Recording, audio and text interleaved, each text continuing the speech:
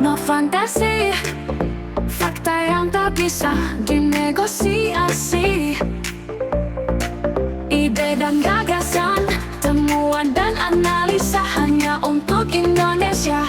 Salam kebenaran.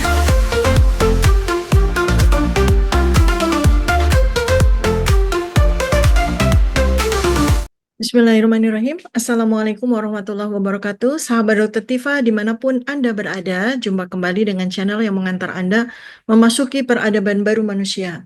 Dan insya Allah akan membekali Anda dengan keimanan, kecerdasan, dan kebenaran. Amin. Hari ini teman-teman, saya akan mengajak Anda untuk bahas kelanjutan dari video yang lalu, yaitu tentang revisi Undang-Undang TNI. Kaitannya sekarang di video ini adalah revisi Undang-Undang TNI berkaitan nggak dengan kontrol pangan, energi, dan air sesuai target New World Order? Loh, kok jadi jauh sekali ya pembahasannya?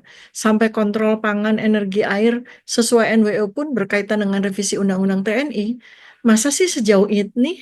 Nah, untuk bisa memahami apa yang akan saya sampaikan, maka simak dulu ya apa yang dituturkan oleh Direktur Eksekutif Selios, ya, Center for Economic and Law Studies, Celios. Namanya Pak Bima Yudhistira ya. Dimuat di Kompas dan Tempo, Anda bisa lihat sumber primernya. Jadi Bima Yudhistira mengatakan penempatan TNI aktif di jabatan sipil dapat menimbulkan masalah inefisiensi sumber daya. Ini dari sisi inefisiensi sumber daya kan, karena jadi harus menggaji double-double gitu kan. Dia menyebut prajurit dan pekerja sipil punya keahlian berbeda. Nah, ini yang akan membuat inefisien kan juga begitu ya, terutama dalam pengambilan keputusan strategis karena beda. Masalahnya adalah kalau semua masalah itu ditarik pada konteks keamanan dan pertahanan, ya semua masalah akan ke situ kan. Jadi ada risiko proses pembangunan akan bias kepentingan militer. Itu kalau kalau menurut Bima Yudhistira. Kemudian yang relate dengan apa yang akan saya sampaikan adalah pernyataan yang kedua. Jadi Bima juga mengkhawatirkan bakal terjadi crowding out effect ya apabila TNI aktif boleh menjalankan fungsinya selain menjadi prajurit. Jadi misalnya militer bisa mengambil porsi pekerjaan yang harusnya dilakukan oleh pelaku swasta, UMKM, bahkan petani. Artinya ada potensi lapangan pekerjaan masyarakat bakal diperebutkan militer aktif. Contoh aja yang udah terjadi ya, sebelum Undang-Undang TNI ini diketok palu sama DPR kan udah terjadi pada program makan bergizi gratis dengan dapur umum terpusat, di mana militer berperan di situ. Kemudian program pembangunan lumbung pangan atau food estate juga diserahkan oleh Presiden Prabowo kepada TNI. Jadi ini kan salah satu dan salah dua contoh yang sudah terjadi ketika militer merambah masuk kepada bidang-bidang sipil.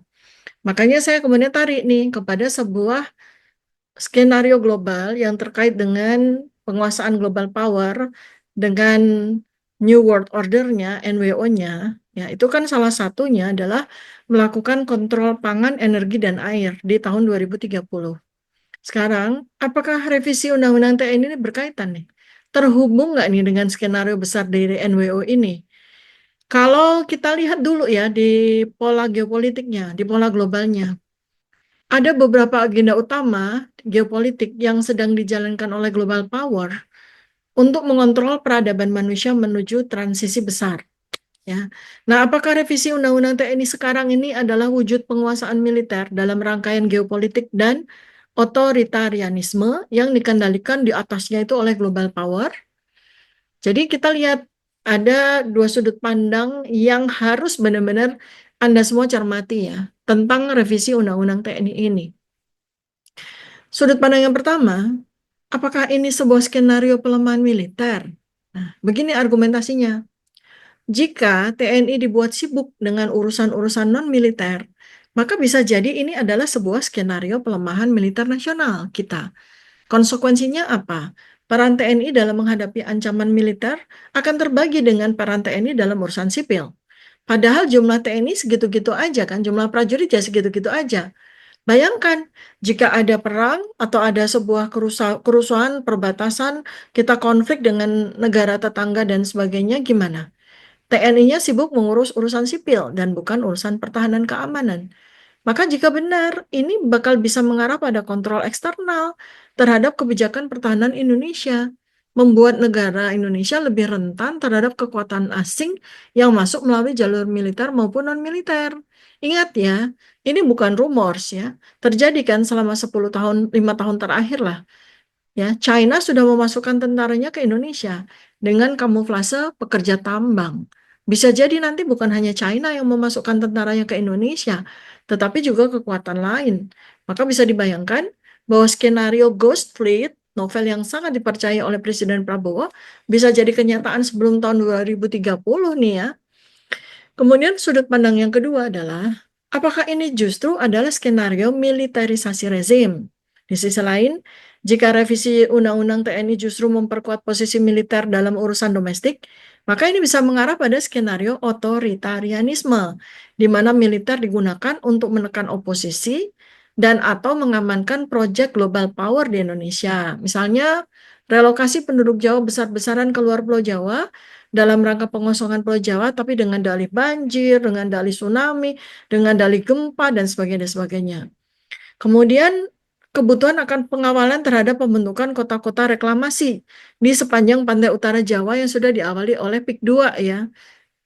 Berapa puluh pulau buatan itu kan nanti akan melebar, meluas sampai ke Jawa Timur. Dan ini kan butuh nih pengawalan oleh militer nih kan untuk menjaga agar pengembangan kota-kota reklamasi ini benar-benar bisa terjadi tanpa gangguan masyarakat ataupun sipil. Kemudian kalau udah terjadi, nanti akan terbangunlah smart city di seluruh Indonesia, terutamanya di Jawa.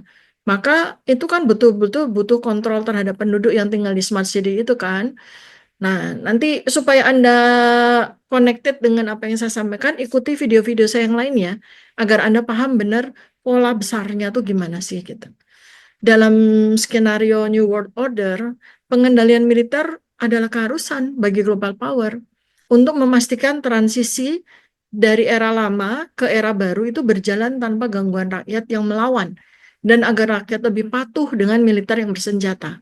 Pasti rakyat akan lebih takut kan kalau yang mengawal itu adalah militer gitu loh. Sekarang bagaimana kaitan dengan kontrol pangan, energi, dan air sesuai target NWO di 2030? Nah, kalau revisi Undang-Undang TNI ini bisa dikaitkan dengan kontrol pangan, energi, dan air, yang itu merupakan pilar utama dan agenda utama dari New World Order, pangan, kontrol energi, dan kontrol air. Maka jika militer diperkuat dan diberi kewenangan lebih luas atas nama keamanan, atas nama pertahanan, kan semua bisa ditarik ke situ. Maka ada kemungkinan begini, New World Order, global power, itu tidak lagi mengontrol manusia dengan perang fisik. Jadi nggak perlu perang fisik, tapi dengan mengontrol kebutuhan dasar mereka, yaitu pangan, energi, dan air. Kita lihat ya. Jadi WHO, WEF ya, lembaga-lembaga global lainnya yang ada di bawah New World Order ini, di bawah global power ini, gencar sekali mempromosikan alternatif food, seperti serangga, daging sintetis, dan pangan berbasis bioteknologi yang seluruhnya bisa dikendalikan oleh perusahaan multinasional. Jadi yang memproduksi itu adalah perusahaan multinasional. Nah, sekarang bagaimana dengan petani kecil yang mereka selama ini memproduksi daging dari hewan ternak yang mereka jalankan, pertanian tradisional mereka jalankan, maka secara bertahap mereka akan tersingkir melalui regulasi dan perubahan sistem agraria global. Nah, ini kan akan muncul perlawanan-perlawanan sipil begitu kan ya. Makanya peran militer itu dikuatkan.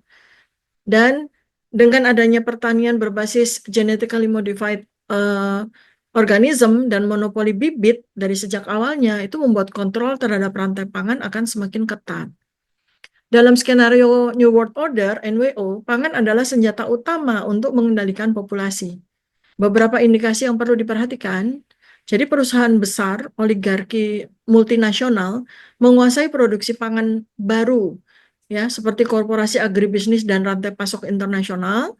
Mereka menggunakan teknologi pangan buatan, lab grown food, jadi pangan yang dihasilkan dari laboratorium, bukan lagi dari pertanian tradisional, pangan berbasis serangga, kemudian penggunaan genetically modified organism atau GMO ya, ini semakin didorong untuk menggantikan sistem pertanian tradisional. Nah, sekarang di mana letak kepentingan militer nih?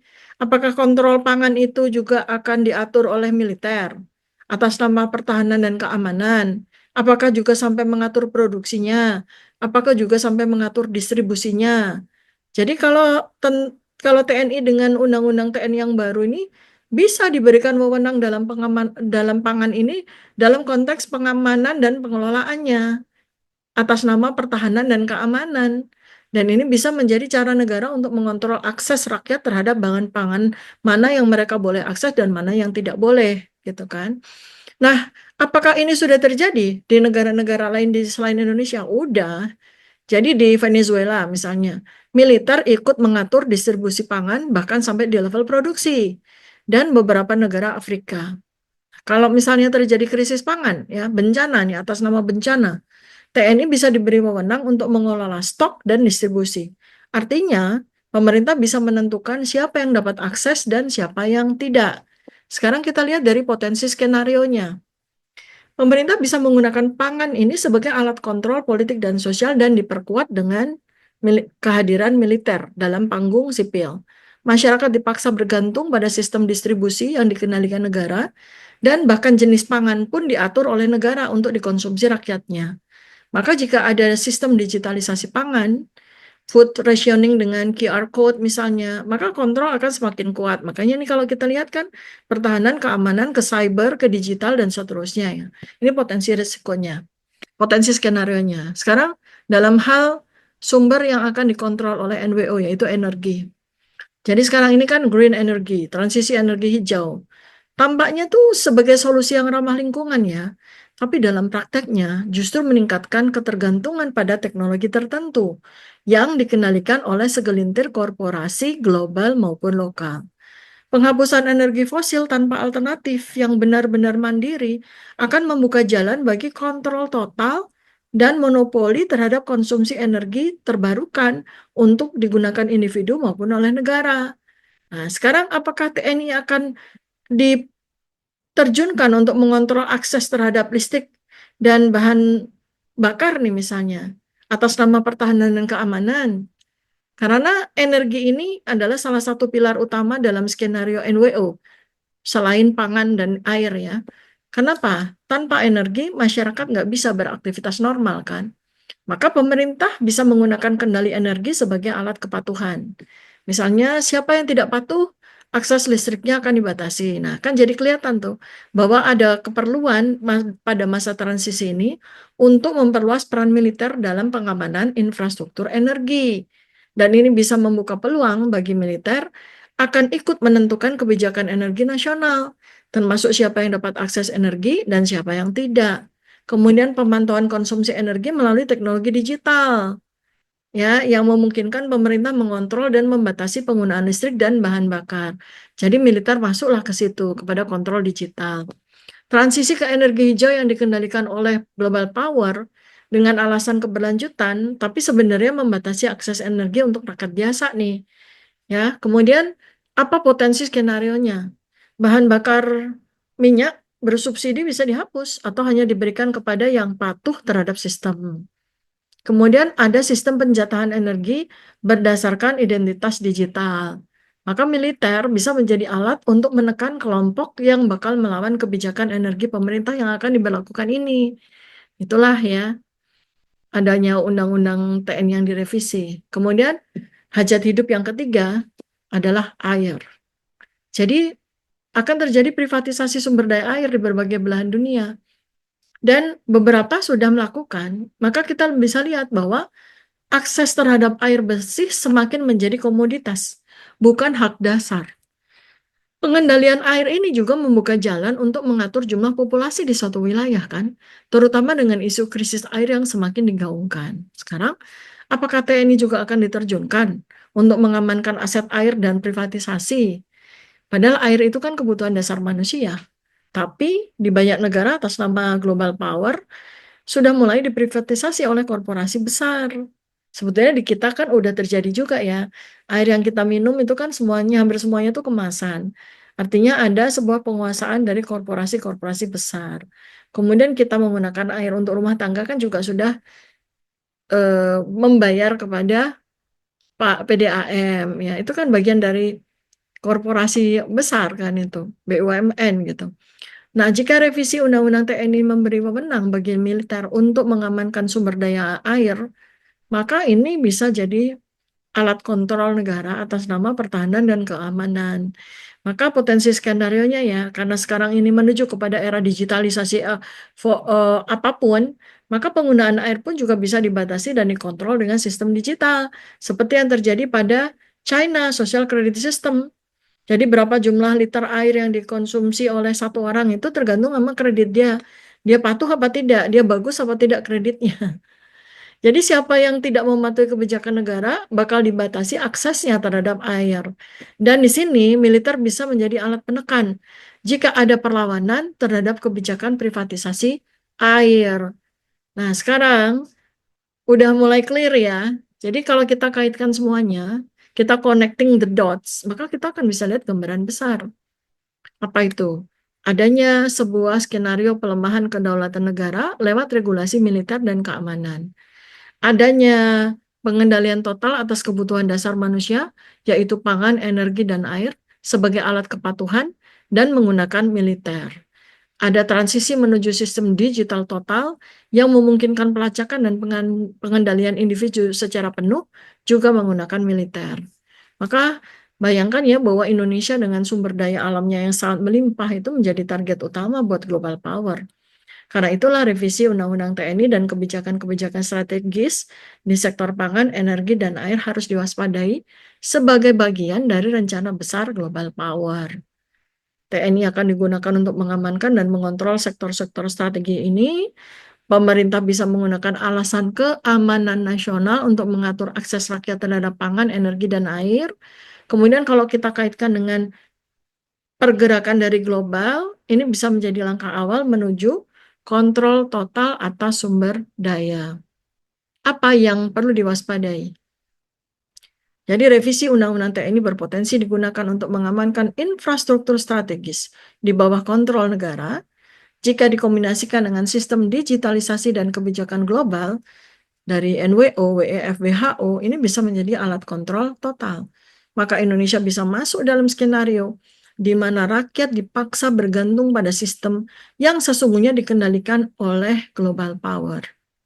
Pertanyaannya, apakah revisi Undang-Undang TNI benar-benar untuk kepentingan nasional atau untuk mengikuti agenda global? Bagaimana pendapat Anda? Tulis di komentar ya. Like, subscribe, dan bantu share video ini agar makin banyak rakyat Indonesia bertambah cerdas dan kritis melihat keadaan. Sampai jumpa di video berikutnya. Saya akan lanjutkan ya bahasan tentang revisi Undang-Undang TNI pada video yang selanjutnya. Wassalamualaikum warahmatullahi wabarakatuh. Salam kebenaran.